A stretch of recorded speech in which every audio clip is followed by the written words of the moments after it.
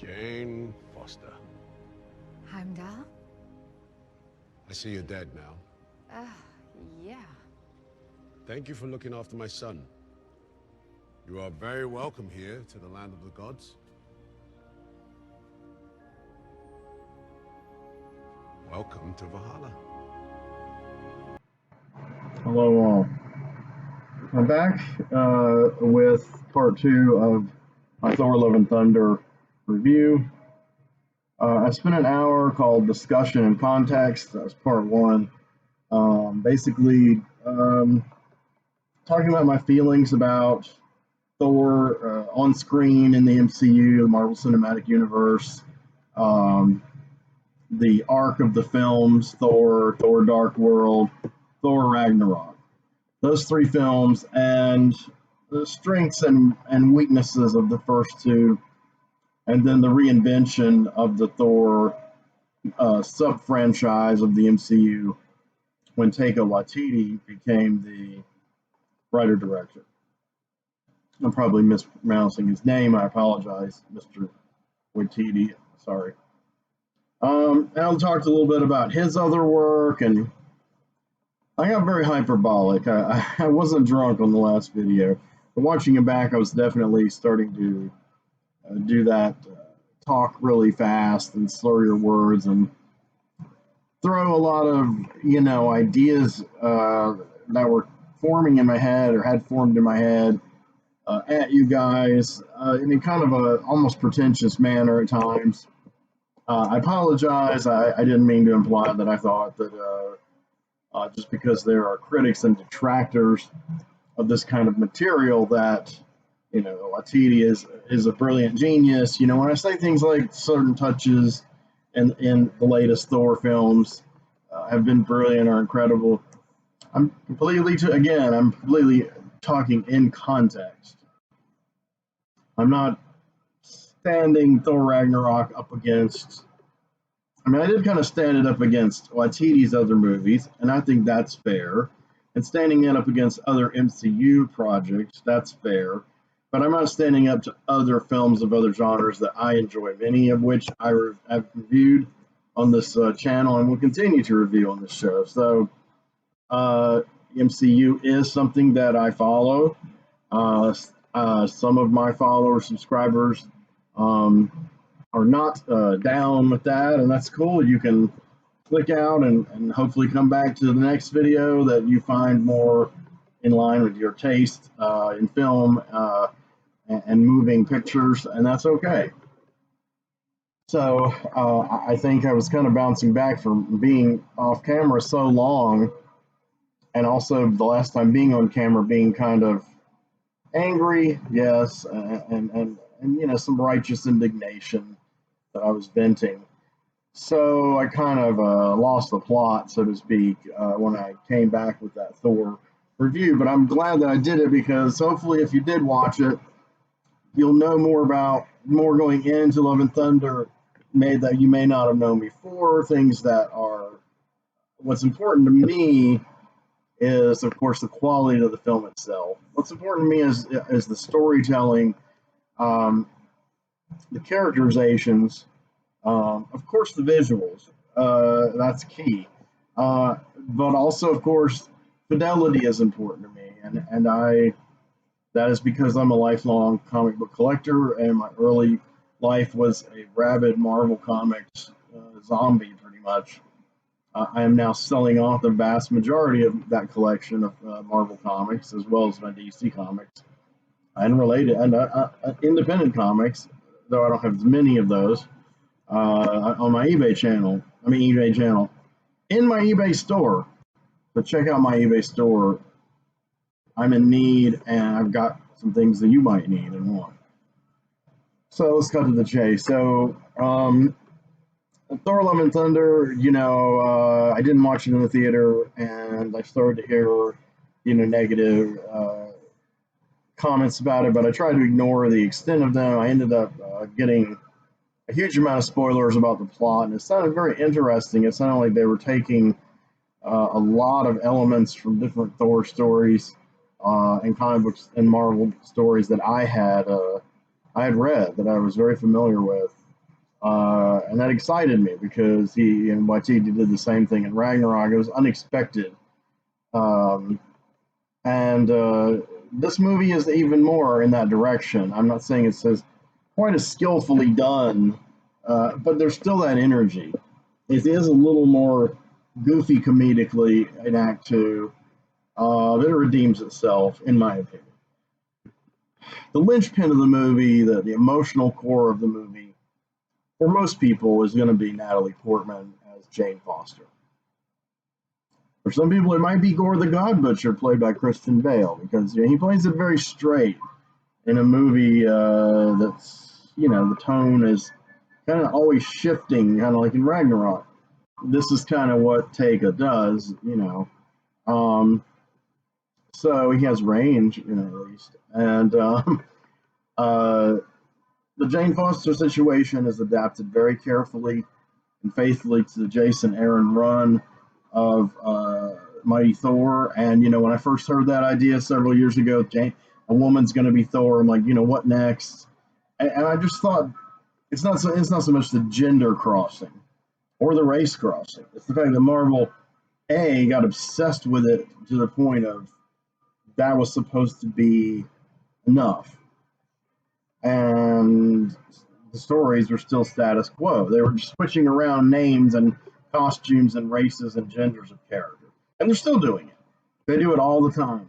Every few months, they, make one character into another character, and they use one of the adjectives that's associated with one character to describe another character, and then they get cutesy, like the totally awesome Hulk, and Marvel Comics is trash. The current Marvel Comics line is trash. I mean, there are some good artists working, visual artists.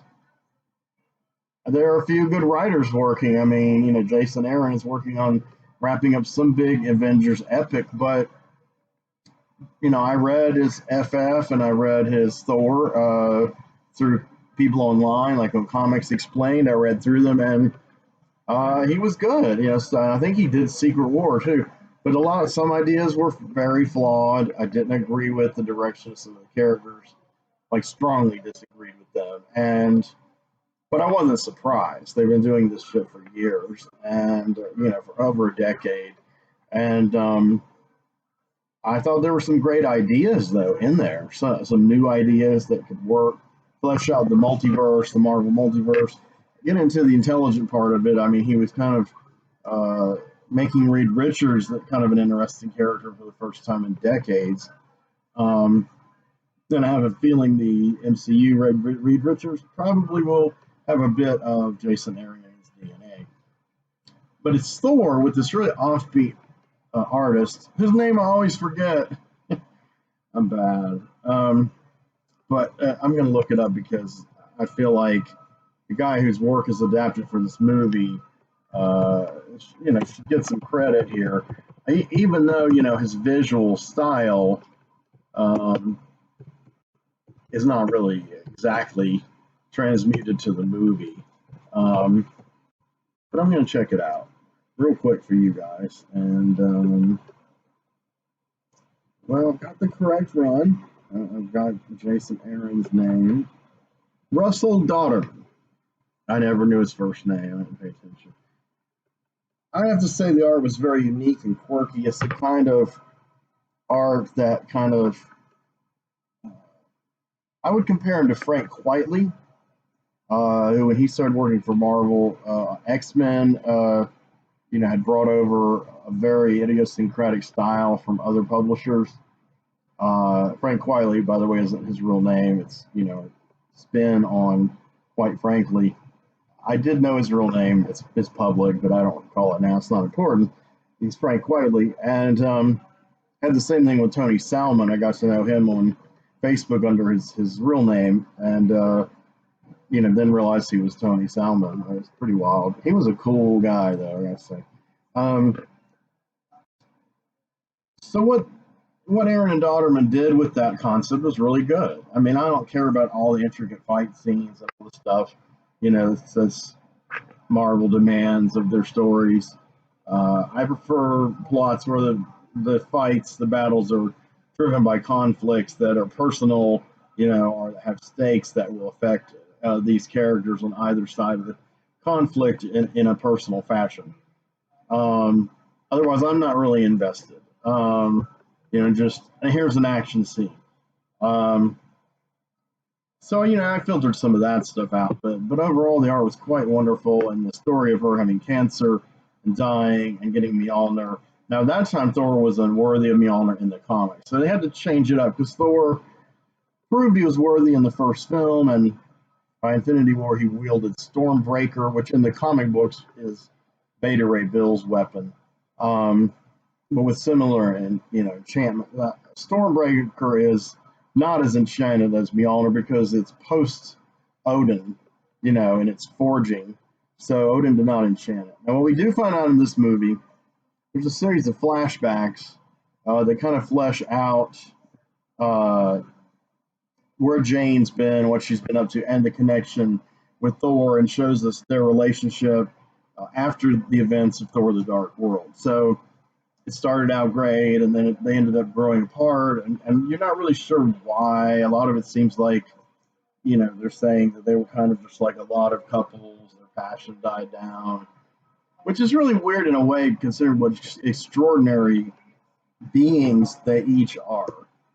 This very brilliant scientist who is completely open to the idea of magic, and a god, thunder, an Avenger. And it's so strange that they lost their passion for each other by having a mundane, settled down life. And maybe that's it. Maybe they needed to always be adventuring together. Kind of like Luke and Laura on General Hospital. When they stopped adventuring together and, settled down more, it became a little more, the flame was starting to dim a little. And there's other examples of that in fiction, real life.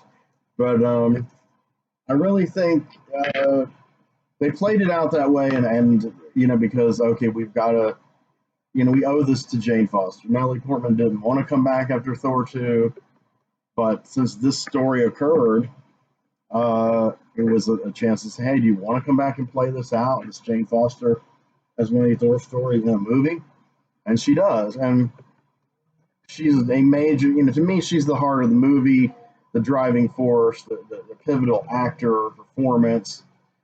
I really wish in a way it were more about her, but it is Thor's movie, because I think Thor's arc with her is wonderful. It ends wonderfully.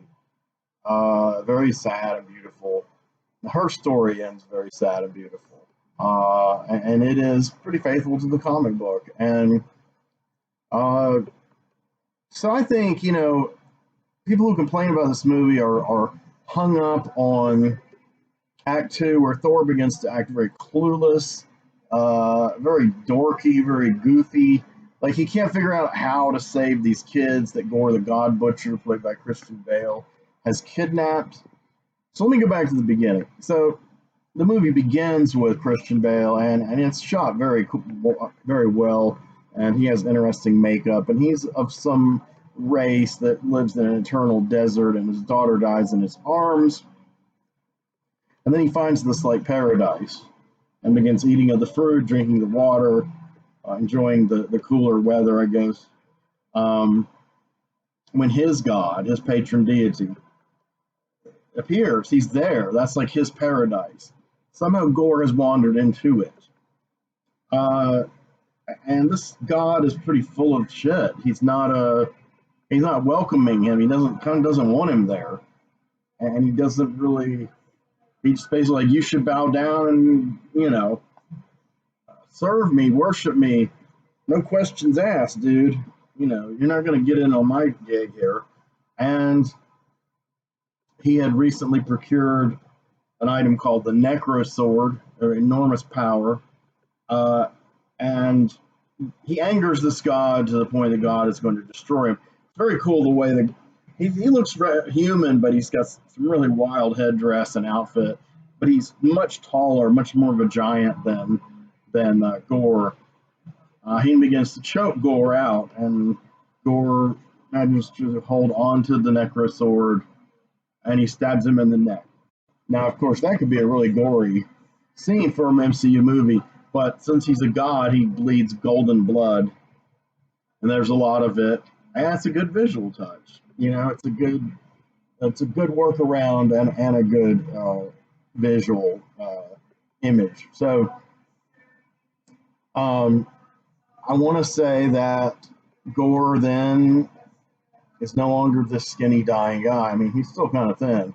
You know, Christian Bale will go big for a movie or get very emaciated, you know, from The Machinist to Batman Begins. I mean, that kind of thing. Which De Niro used to do a lot in the 80s. Just heavy method acting to where you're molding your physical body completely after a character. Bale is known for that, very famous for that. I mean, he played Dick Cheney, for that. So, I still haven't seen that film, but he does have power now. Necrosword gives him power to summon demons, of course, because all these characters like Thanos and everybody, whenever there's a big fight, you know, you're not going to have a few heroes gang up on the one powerful guy. They got to fight off all these demons. There's always got to be these demons flipping and flying everywhere. So, you know, that's kind of what happens. He can do that, and he can fight Thor. He can take on Thor. You know, he can take a lot of punishment. His eyes glow. Sometimes he looks extremely demonic. He looks increasingly demonic. Reminds me a bit of Nosferatu at times, especially the rendition of Nosferatu as Barlow in Tobe Hooper's Salem's Lot. The eyes and the lighting and the bald head. So there's a little touch of a horror element in Gore, and you know, so a guy aspires to cross the universe and slay all the gods. And, you know, it's philosophical. It's pretty heavy concept. It's dramatic. It's good, powerful fantasy. Now, I'm not saying it's rendered as well and as richly as it could be. However, I have read some of the Gore material in Thor comics, and it's incredibly shallow too to be such a strong concept. And Gore is really kind of a silly character. I mean, he's got a incredible, you know, daring, you know, iconoclastic vision and mission to slay all the gods and to, you know, prove that we don't need the gods. The gods have let us down and failed us. We created the gods. We can destroy the gods. There's a lot more of that philosophizing going on by Taika Waititi in this movie than what I read in the Marvel comic book, and that's good. And they visually updated him a bit more, made him more gaunt and more spectral looking. Still the same basic design. It didn't really change, but you know, he didn't wear this weird bikini kind of thing with his ass hanging out. And Christian Bale and Taika Waititi have both recounted that they had a conversation about that, and Christian Bale's like, "Do I have to wear this G-string?" But again, that's Marvel, you know, trying to, you know, always sensationalize their characters' bodies and objectify them to different extents, and you know, but that also made Gore even more of a predictable character. It would be predictable that a character going up against Thor named Gore would have this kind of Conan-esque outfit, and he has sword and hardly any clothing, you know, and you know, it is what it is, as some say. But the score is sympathetic, but they don't spend a tremendous amount of time on him. But he is kind of the dark part of the movie, the more serious part of the movie, and eventually it weaves itself into Jane Foster's story by the very end. And Thor is changed by all this. Thor is changed in every movie. It seems like his default position is to be kind of a jokester, like his brother. He may be even more than, not a trickster, but a jokester, a party guy, you know, if you're on Earth. But basically an optimistic guy, kind of bragging about his powers, kind of like Hercules in the comics. But you know, there's a lot of this kind of dialogue in the old Thor comics. And that, with the newer comics definitely, but they've kind of mimicked the movies. But the Kirby stuff on down through the 70s and 80s with writers like Jerry Conway and Roy Thomas, you know, and even eventually Warren Ellis, I think that Thor, there was a pomposity to Thor, but there was also a nobility to Thor that was quite amazing. And I felt like they've really only touched on it a few times in these movies. I definitely think the depth of Thor as a character and his nobility and his fighting the odds no matter what, and then failing, um, was well depicted in Avengers Infinity War and Endgame. That was kind of his arc in those movies coming off of Ragnarok. Ragnarok's like he loses almost everything, jokes his way through it, but comes through it at peace. To an extent, he's going to have to deal with a new reality, a new Asgard, a new relationship with his brother, being the leader. But then Thanos comes and stomps the shit out of everybody, and it's ruined. But eventually it works. It works during the blip, the 5-year period, and then when everyone comes back, he's anointed the character Valkyrie, played by Tessa Thompson, as king, and she being a lesbian doesn't bother to change it to queen. She just says King Valkyrie, which makes her name funny and ironic. I liked it, and I kind of said it was great in the last video, like it was some kind of revelation or epiphany, and no, it's not. It just sounds good to me. That's all. I was just very maybe overly enthusiastic in the last video.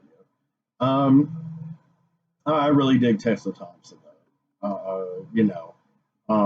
not to the extent that Tim Tolbert thinks I do, I think, but I definitely do think she's one of my favorite actresses working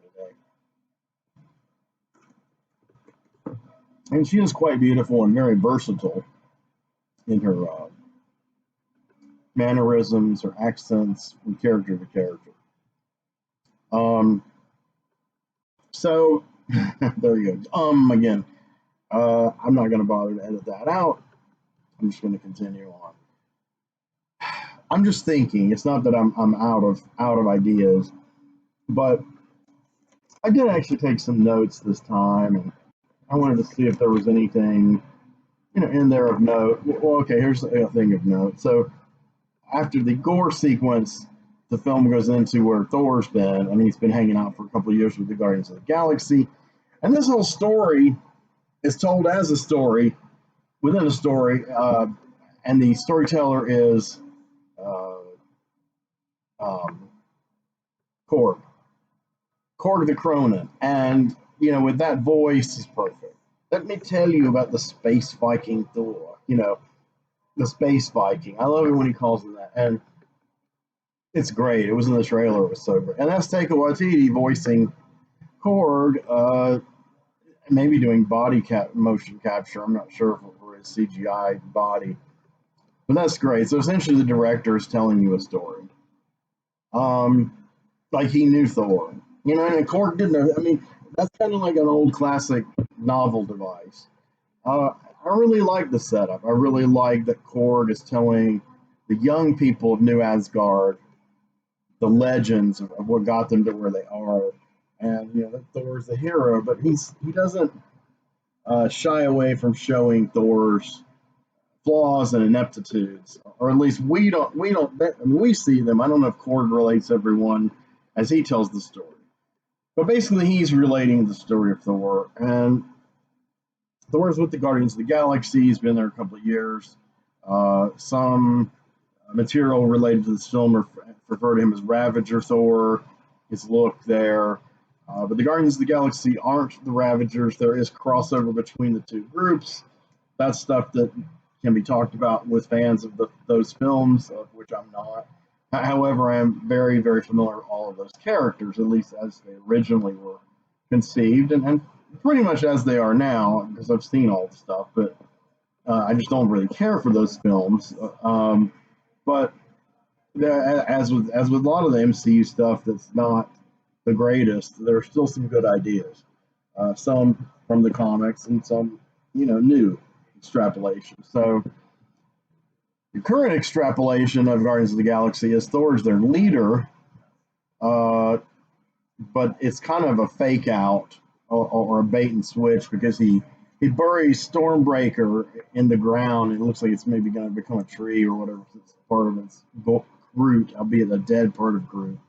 And he has this long robe that's really cool, and he's talking about peace. And in the trailer, it's misleading. It looks like he's retiring for a time, and he gets drawn out of retirement. It's not that he's drawn out of retirement. He's drawn out of that phase of his life, because it certainly is not total peace. Because basically, he says he waits to be called upon when he's needed. And then it is funny because then immediately the Guardians of the Galaxy, who are already there on the planet with him, whatever planet they're on, need him. So then he, takes off the giant robe, and he's wearing a costume that is very similar to that of the character Thunderstrike. In the 1990s, Marvel did, that was when Marvel first started doing the identity switching stuff. Captain America and U.S. Agent, Rhodey and Tony being Iron Man on and off, switching, and then, of course, Thor becoming Eric Masterson, a new character who could wield Mjolnir. And that was a brief period. And when he came out of the period, Thor was Thor, but Masterson still wielded a hammer, and he had a ponytail, but he didn't have very long hair. He had a red jacket. Sometimes it was brown, and a t-shirt under it, and it sort of mimicked Thor's costume. And his boots were sort of similar to Thor's boots that are almost thigh high. So this costume is pretty close to it. He's wearing a white t-shirt, and to be honest, I forgot what is emblazoned on it.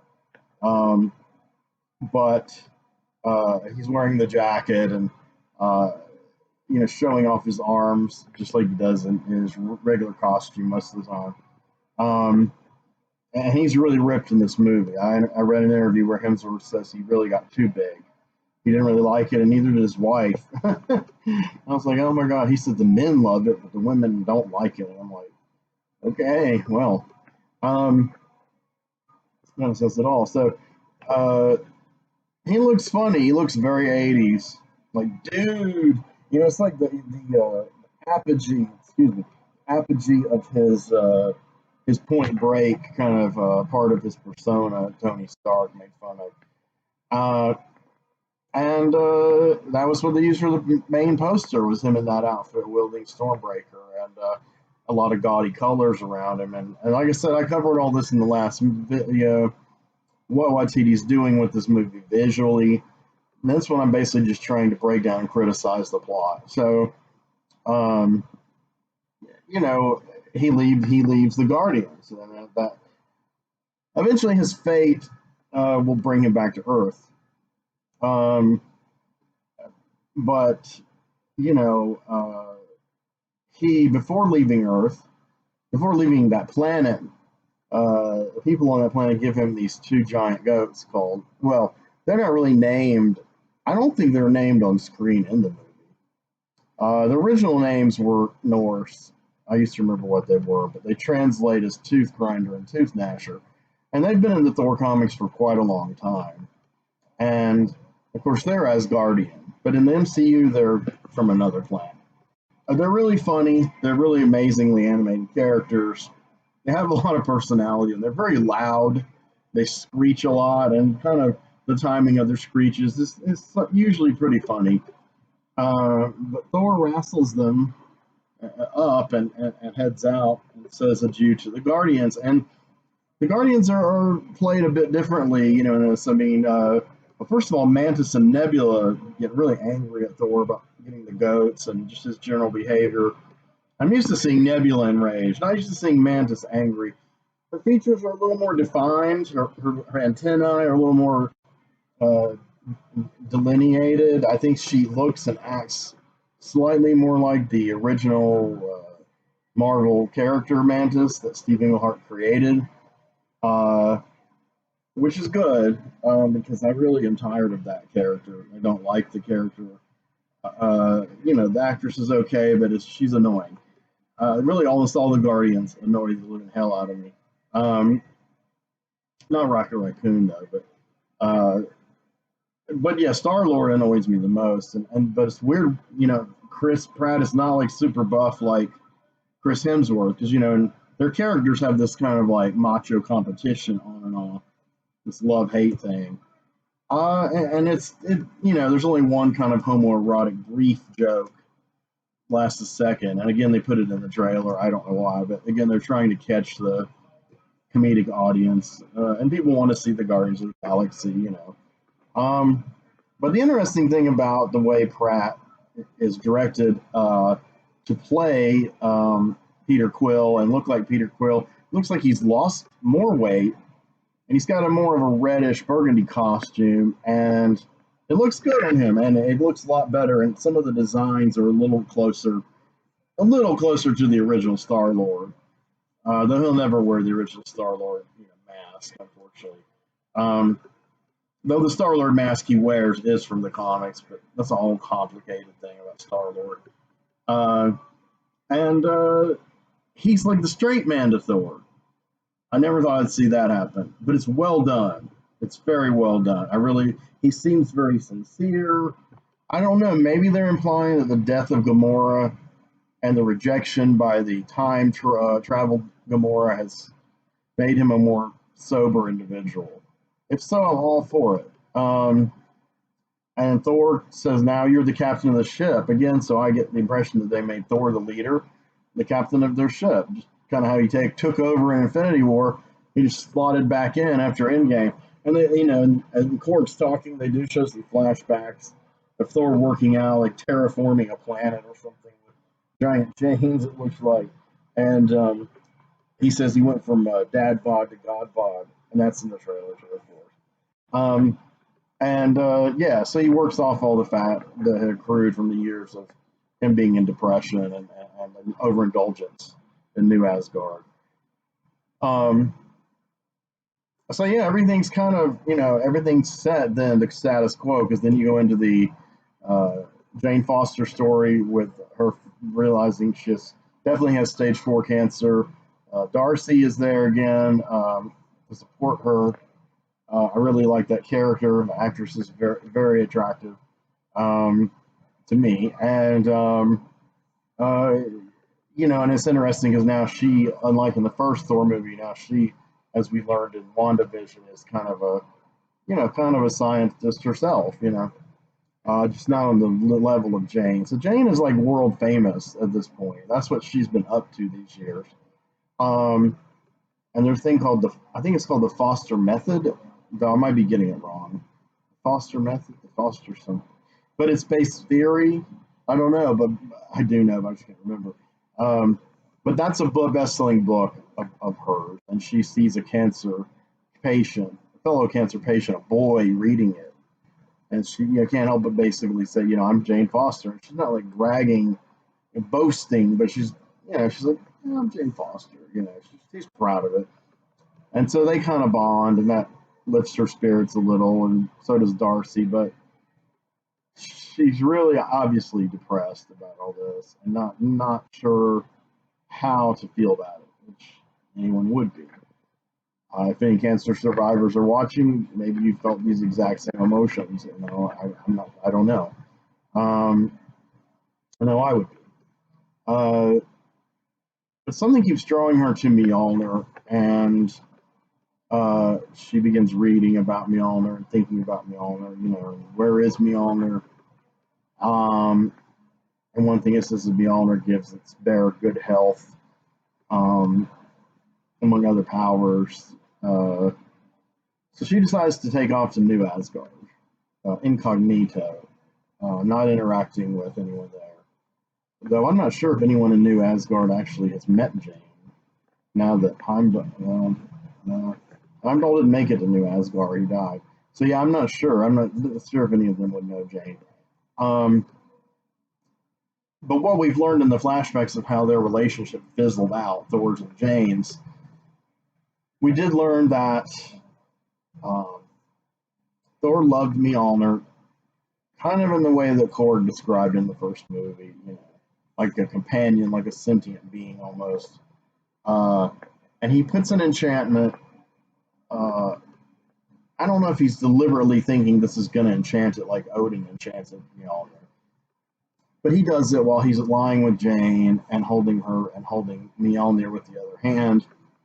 And it's basically, always protect Jane, no matter what. And then on the top of the side of the hammer, the triquetra design appears and flashes, you know, shines for a second or two, which to me is like me on there answering and the enchantment being laid down. And other fans seem to agree with that interpretation, but that's mine regardless.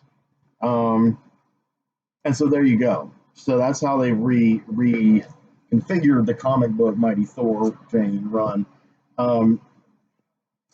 So I like it. She goes to New Asgard and she gets the pieces and they come together and she becomes Mighty Thor, and she looks pretty damn close to the way her as Mighty Thor looked in the comics, and she calls herself Mighty Thor, like, just to distinguish her. But also uses her real name. And she's trying to get the hang of being a superhero, and this is the time to do it because Gore has made his way to New Asgard and kidnapped all the children of New Asgard. I mean, I don't know if there's really a reason that I thought was logical for doing this. I think he was just going to hold them as hostages and torment Thor, and then, torture them and kill them, just for the fun of it. But I don't know, But Thor, now that he knows Gore's mission, he comes to this place, and it's basically a place where all of the Godheads meet. The Godheads and their immediate attendants. And they all have like little thrones and little, there's like their own bleachers in a giant cube.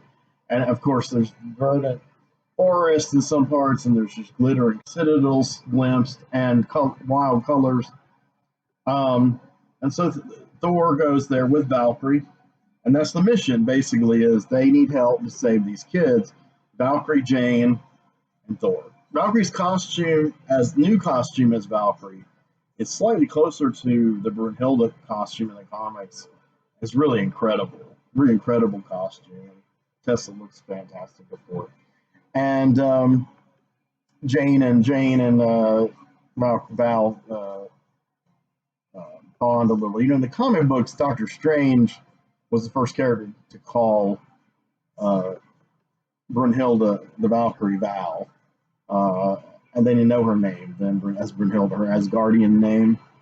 And eventually other defenders like Namor and Nighthawk picked up on this, and readers did as well. We referred to her as Val a lot. And it's nice in this movie when I finally hear Thor call her Val. It's cool. I like it. So they're there, and they're kind of like in disguise, and we know Thor's not good at making disguises. So they're in, decent disguises in these robes, covering most of their faces, and basically in charge of this, meeting of Godheads, where they're all, I guess they go there and just chill. I don't know if they all live there permanently. I mean, assuming they all have their own realms, like the Odin had Asgard. But they show a lot of gods that Waititi made up, gods of silly things, ridiculous, like everything as a god. Korg meets the Cronin god. I want to say real quick about Korg being, I didn't mention in the last video, Korg being Thor's buddy and the narrator and all this kind of stuff.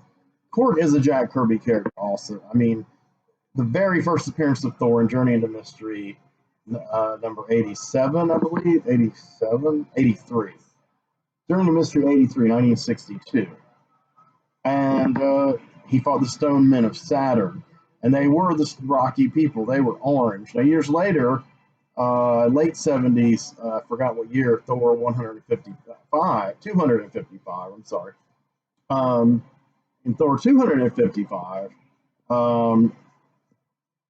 they happen upon Thor and Sif, and the Asgardians happen upon the Stone Men, and then you kind of learn that they were just, had a base on Saturn. They weren't originally from Saturn.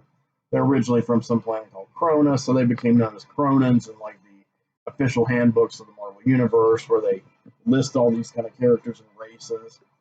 And eventually, some of them became a little more gray, stone-looking. So Korg, I believe Korg was named as one of them, but I don't remember what issue. It was a more modern issue. It wasn't an issue It may have been in issue 155. I'd have to reread it. I'm selling it and I haven't taken it out of the bag. What I'm saying is that's a character design and concept that goes back to Jack Kirby, like much of this, and also that Unicorn's the character from the comic books. Although of course they've changed his personality significantly. His Cronin temperament is not like the Cronins in the comics that we have met, that we met, us people who collected the old Marvel when they didn't suck. But so anyway, and Korg's with them too. I totally forgot that Korg was with them. Okay, that's important. So the four of them are there, and they're witnessing all these gods. And like I said, Korg meets the Cronin god. So they're just little humorous kind of creatures. Then there's ones that have been identified in videos. I watched one video that was particularly helpful before I saw the movie that identified all of the gods, and I didn't consider it a spoiler. The majority of the gods are real gods that were in real Earth mythology, our world's mythology of different countries and cultures. And the majority of them have appeared in Mighty Thor comic books over the years. The first time a gathering, what they called at the time a gathering of Sky Fathers, where the leaders of all the pantheons met, was in Thor number 300, which is an amazing issue. A lot of it's been retconned away, but by Marvel. But it's some of Roy Thomas's greatest concepts.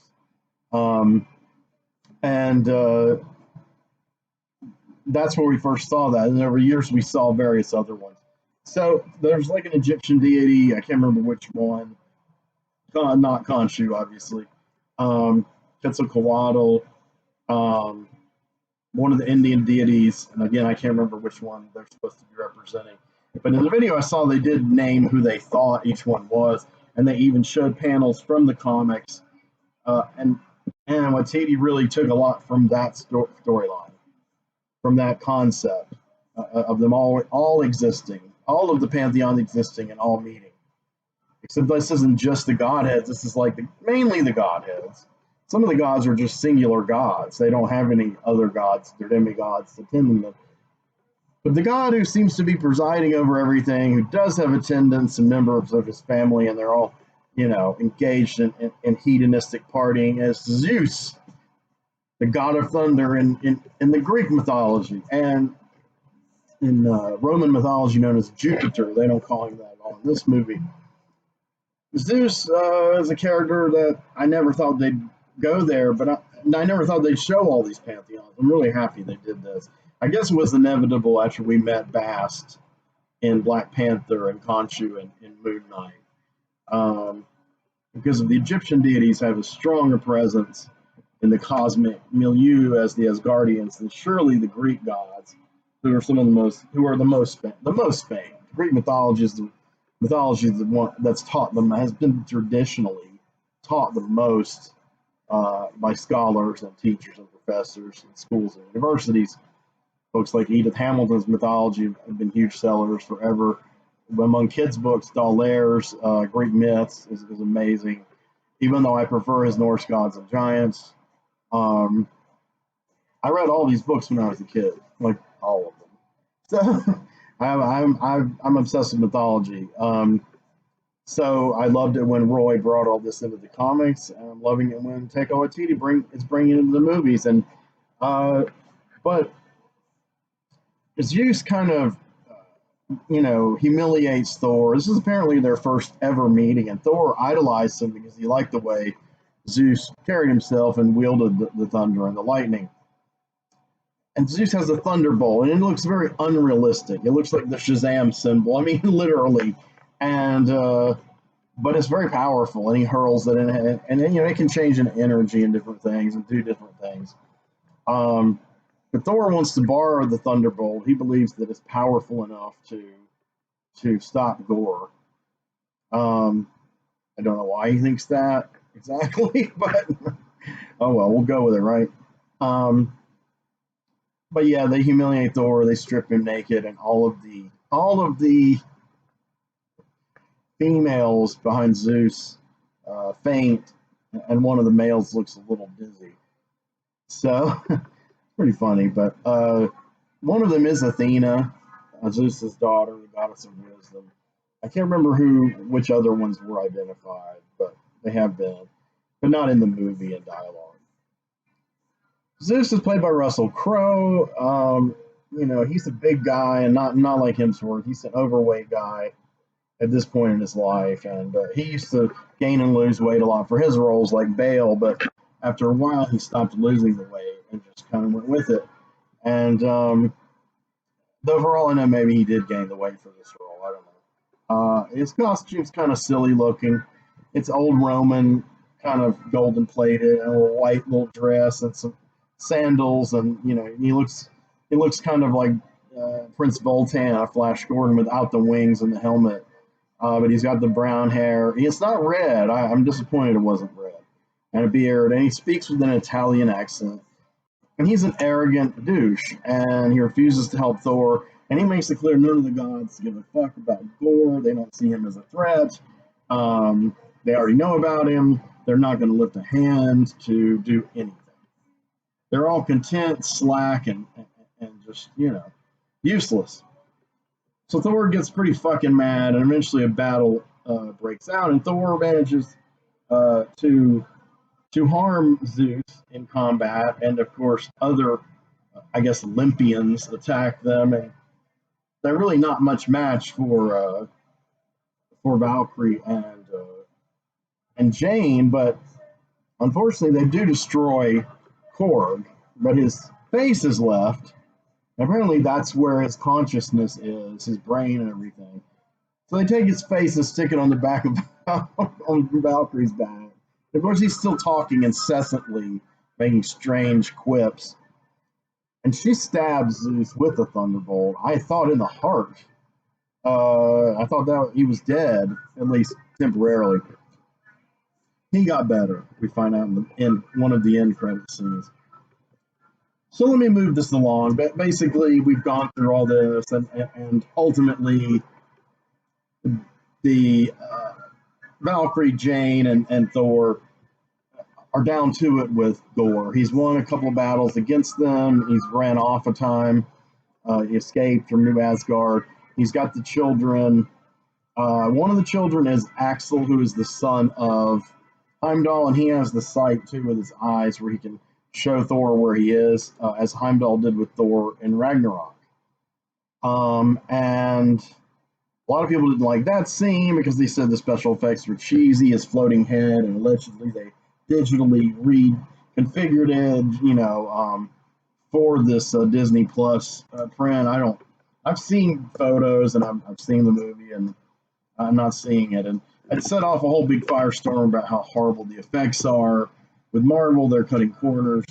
So apparently the part about them cutting corners with their talent and make the effects is true.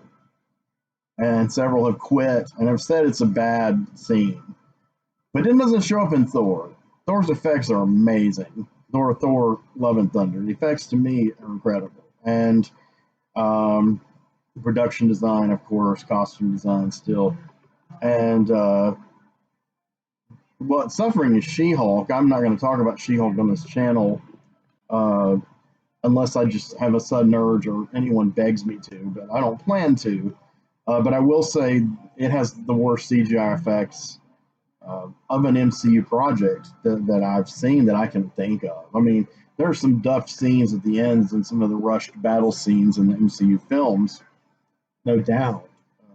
Some of the shots in Black Panther versus Killmonger were just kind of silly looking, and but it's been in other movies too. But that's been just brief flashes. She-Hulk has had some whole scenes where there's been some very incongruous and awkward movements of She-Hulk as a CGI creation. So that may be what suffered, because Thor did it. Anyway, Axel, he gives the info, and they get to this place called the Dark Realm, and then the movie goes into black and white for a time, and they're in the darkness, and he kind of picks them off one by one. By this time, he's becoming insanely powerful with magic through the Necro Sword. and can read their minds and know their fears and do all kinds of shit. I mean, he knows that. He's like omniscient and omnipotent. He's omniscient and he's almost omnipotent. Uh, so, you know, finally the battle takes its way to where he ultimately wanted to go. He didn't want to just kill these kids in New Asgard and then go kill those pretentious fucks with Zeus. I mean, he did want to do those things, I'm sure, but he ultimately wanted to get to Eternity. They show Eternity in the beginning of the film. Eternity is a character introduced in Strange Tales, 1963 or 4, in a Doctor Strange story. It was Doctor Strange encountered Eternity. Eternity is like the sum of the universe embodied in a humanoid giant being with a kind of a half face and another half in shadow. And of course, all the black parts, the rest is black, in which you see stars, planets, nebulae, and of course, at the top of his shoulders, there's a large crest, almost like a crown, or kind of the way Doctor Strange's cloak of levitation looks in the comic books. Very ornate, kind of very almost Kirby-ish, but Ditko designed and created Eternity. But they were both on that kind of visual flourishes for magical or important beings. Great character, just great concept. I mean, he really is just a concept, but as such, he makes a great character for the kind of stories Doctor Strange is in it. So he doesn't make his debut in a film with Doctor Strange. He makes his debut in this Thor movie, and he looks totally comics accurate. And we find that Gore wants a wish.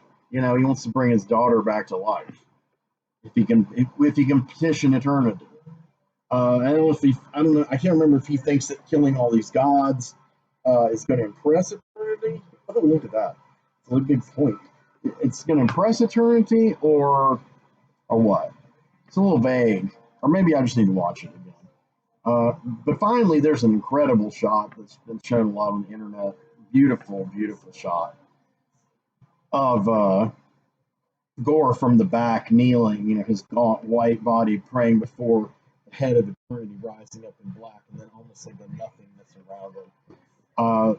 Just beautiful visuals. And so by this time, Jane has found out that every time she becomes Thor, Mighty Thor, she's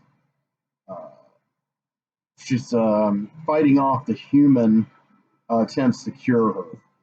So taking all that energy is like, canceling out her chemotherapy and all her other stuff and allowing the cancer to progress faster. So the more she, superheroes, the closer she gets to death. So Thor is, by this time, he has told her he loves her. They've kind of reunited as a couple. He tells her, you're going to stay on Earth. We're going to take care of this. And Valkyrie gets waylaid as well. I think she's injured. And so he's right in the center of it with Gore and Eternity. And Jane comes into the battle. They battle, I think, Gore's demons he summons. Always a plot device there. You can pop up at any time.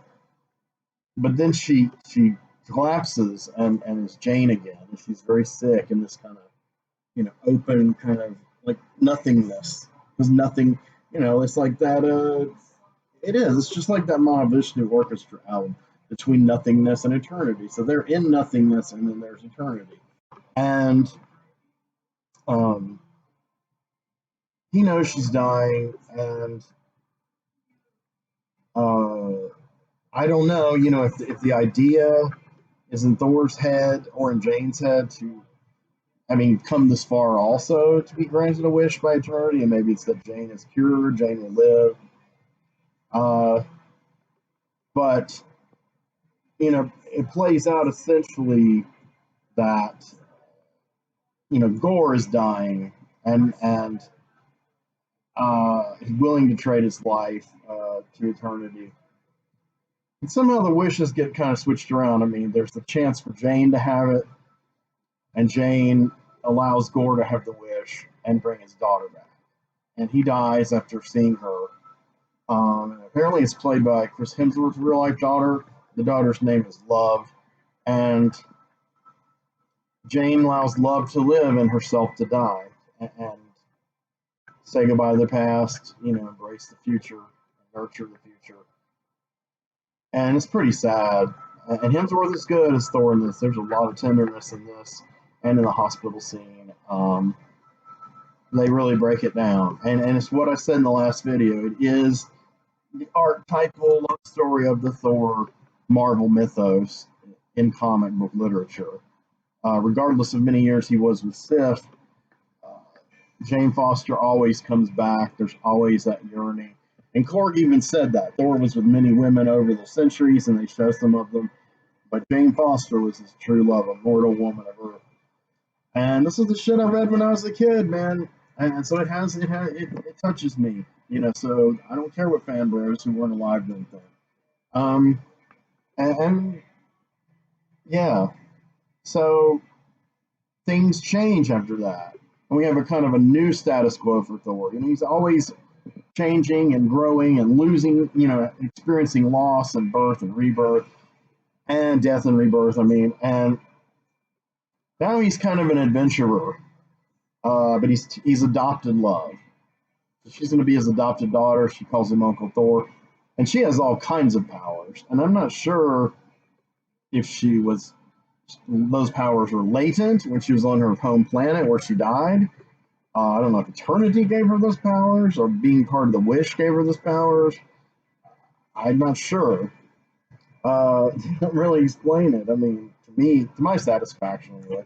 And it's all very fast, a montage narrated by Korg, and and then he says, and they are known by some as Love and Thunder. And you have two, of course, closing credit sequences. And one is really beautiful. Like I said, it's from the comics, albeit they put a film character also from the comics. He wasn't in it originally, a fan favorite in it, and it makes it so much more powerful. But anyway, Jane wakes up and she's alive. She doesn't know where she is, but it is giant gates and it's a paradise kind of like deal. And at the gates is Heimdall. She's like, "Hello, Heimdall." He's like, "Hello, Jane Foster." And he's like, "Welcome to Valhalla." And man, I cried. Man, I might cry now. It's amazing, and it does justice to really that nobility and that of Norse mythology and that honor and ability, all those things that Thor in the comics as a superhero and as a character were about, which have been sidelined many times, to bring out his humorous side and other sides of him, and his tragic, brooding side. But the nobility of him and his milieu, I think, is translated well. I think this film does great justice to the comics.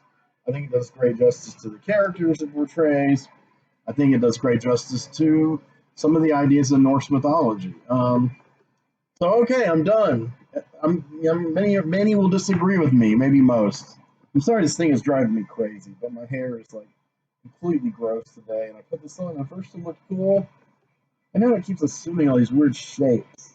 I wanted to just kind of puff up. I like to be symmetrical. See, now you've learned even more embarrassing things about me. The kind of things that the guy I had the issue with a few weeks ago that I talked about in one of my last videos. The kind of things he used to make fun of me about, about my appearance and my idiosyncrasies, eccentricities. But anyway, thanks for listening. It's done.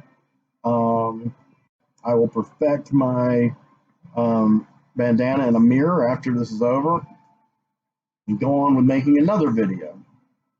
I'm going to be reposting, well, by the time you see this, I've reposted part 1, slightly amended, then comes part 2. So really that sums it up. That's my journey with Thor, Love and Thunder. That's my journey with Thor throughout the MCU. And my lopsided head ornament. I wish mine was designed by Jack Kirby or Steve Ditko. It would just be fucking cool. I love you guys though. Thank you so much for following, subscribing, listening, please leave a like, drop a like, please drop a like. And if you haven't subscribed, subscribe. Love you.